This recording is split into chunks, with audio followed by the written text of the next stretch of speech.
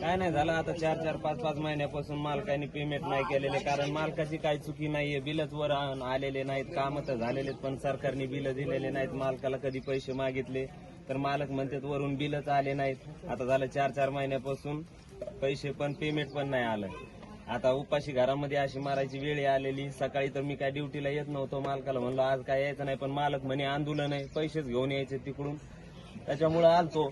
म्हणलं चला मालक सारखे असे किती लोक आहेत?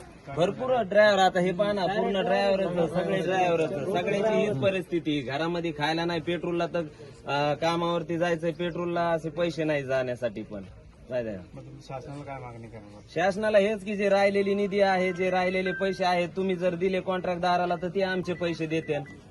नाहीतर उद्या आम्हाला ड्युटी सोडून उद्या दुसरे काहीतरी काम बघावं लागणार आणि दुसरे काम बी करू शकत नाहीत. हा मग ट्रॅक्टर हे तेच भर नाही. काय नाव तुमचं? माझं किरण गायकवाड नाव आहे.